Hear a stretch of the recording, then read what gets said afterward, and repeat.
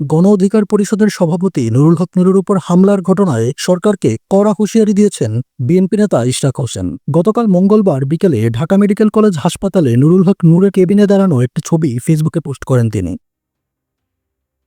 পোস্টে ইশরাক হোসেন লেখেন, নুরুল হক নুরের অবস্থা আশঙ্কাজনক বলে জানিয়েছেন তার ঘনিষ্ঠ দলের কয়েকজন নেতা। নুরের চেহারায় সেটা স্পষ্টভাবে বোঝা যায়। ভিডিও ফুটেজ দেখে এই পর্যন্ত কয়জনকে জবাবদিহির মুখোমুখি করা হয়েছে তা দেশের জনগণ দেখতে চায়, জানতে চায়। কোনো বাহিনী বা ব্যক্তি আইনের ঊর্ধ্বে নয়, তা হোক সামরিক অথবা বেসামরিক কোনো ব্যক্তি। নিঃসন্দেহে নূরকে হত্যা করার জন্যই এই আক্রমণ করা হয়েছে।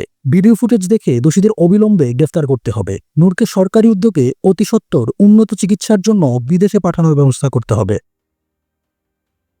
তিনি আরও লেখেন, দোষীদের দৃষ্টান্তমূলক বিচার ও শাস্তি আজ না হোক কাল হবেই, কিন্তু বর্তমান সরকার কোনো পদক্ষেপ গ্রহণ না করলে এবং নূরের কিছু হলে সরকারের পিঠের চামড়া থাকবে না।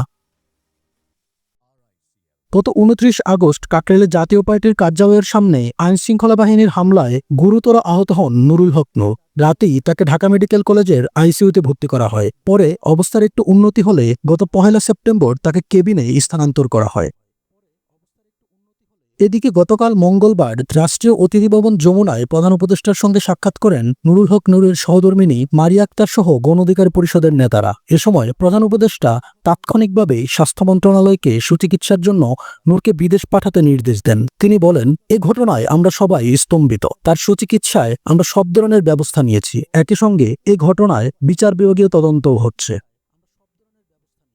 এছাড়াও আইন উপদেষ্টা আসিফ নজরুল জানিয়েছেন, হামলার ঘটনা তদন্তে বিচারপতি আলী রেজার নেতৃত্বে ১ সদস্য বিশিষ্ট কমিটি গঠন করা হচ্ছে। আজ বুধবারের মধ্যেই এ সংক্রান্ত গেজেট প্রকাশিত হবে এবং ১৫ দিনের মধ্যে তদন্ত কমিটি তাদের কাজ সম্পূর্ণ করবে।